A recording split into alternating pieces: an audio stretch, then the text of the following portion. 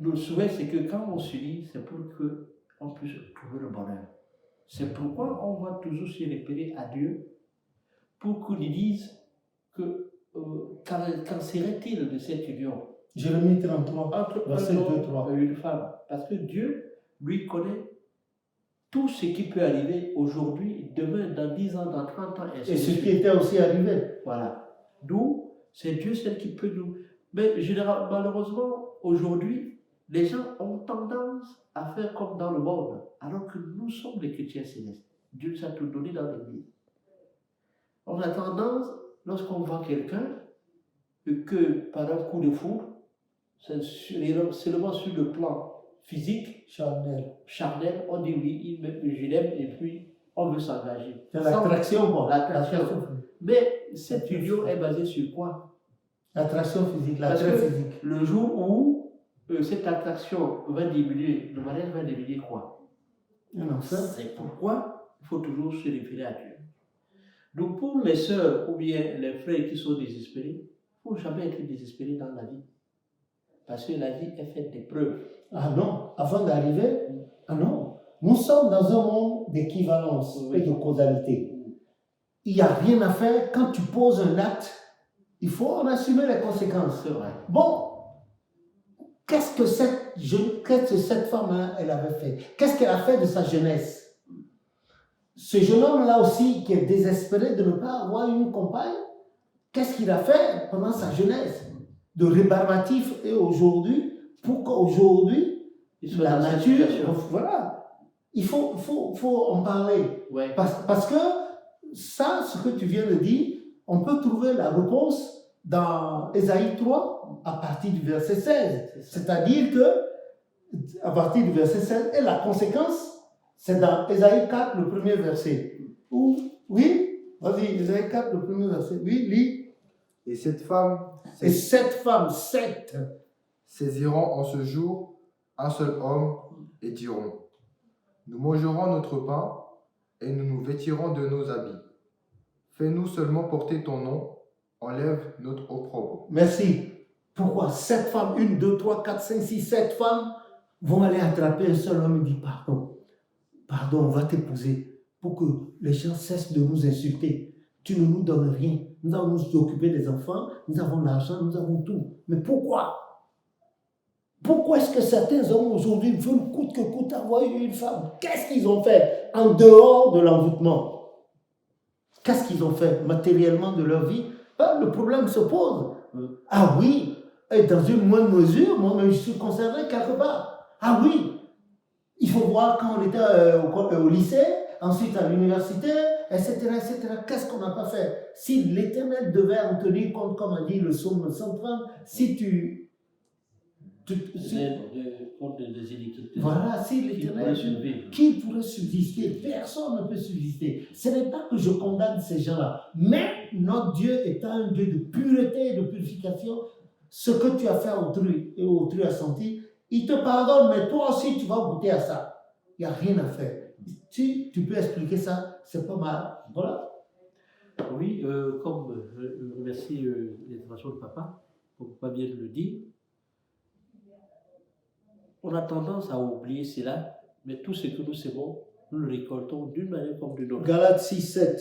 Donc si, au cours de notre existence, notre jeunesse, nous n'avons pas été sincères vis-à-vis des multiples relations que nous avons eu à avoir avec les hommes et les autres, cela peut avoir des retombées dans notre futur. Oui, mais papa, d'autres diront que c'est la loi c'est la chair, parce que dans Romains 7, verset 19, car je ne fais pas le bien que je fais, mais je fais le mal que je ne veux pas. Peut-être d'autres diront, A dit Saint Paul. D'autres utiliseront ce passage pour dire que voilà, à cause de la loi de la chair, j'ai posé cet acte. Je ne sais pas. Oui, mais il ne faut pas continuer. S'il peut se rendre compte que c'est le péché qui est en lui qui l'a conduit à cela et qu'il en prend conscience, ça me dit qu'il peut aussi faire des efforts. Pour se repentir. Oui, pour se repentir, se reprendre et aller. Il se reprend, il se répand, et il se reprend, il se répand il va vers le Seigneur, il dit, voilà ce que j'ai fait, je regrette, aide-moi à ne plus recommencer. Mais je suis d'accord avec le passage de Romains 7, 9 dont tu as parlé, où Saint Paul disait, qui me délivrera de ce corps de péché. D'accord. Mais maintenant, qu'ils le sachent, or, qu'est-ce que nous vivons? Les jeunes, ils s'en foutent. Pour eux, c'est... Il y en a même que, après avoir couché avec les jeunes filles là, ils prennent leur slip, ils montent ça dans le quartier, ils s'insultent. Il y a des filles qui se sont donné la mort comme ça, qui se sont suicidées parce que non seulement ils ont mis sur les réseaux sociaux et voilà. C'est ça. Et là encore, il faut que les parents se ressaisissent. Parce qu'aujourd'hui, les parents ont une attitude défaitiste et démissionnaire. Les parents ont une attitude défaitiste et démissionnaire. Je ne les condamne pas pour autant parce que le monde actuel, les temps difficiles, périlleux et dangereux auxquels le monde est confronté amènent les gens à ne plus se maîtriser, à ne plus prendre conscience de quelle doit être leur responsabilité vis-à-vis de leur cellule familiale, de leurs enfants, leurs épouses et d'eux-mêmes. Les gens sont tourmentés par tout ce qui se passe, au point que ce serait une grosse erreur que de condamner les pères de famille, les mères de famille, ou bien même les enfants. Les enfants ne sont pas encore conscients. Il y en a qui grandissent prématurément, ils sont grands de taille, mais à peine ils ont 11 ou 12 ans. Quelle responsabilité. Le papa part très tôt le matin, la maman également. Les enfants sont abandonnés. Quand ils ne sont pas à la cantine, ils sont où? Ils sont en train de traîner dans les rues. Quand ils voient les gens faire, pour eux, c'est du bon sens. Eux aussi, ils veulent imiter. Et c'est un problème, un sérieux problème. Surtout les filles.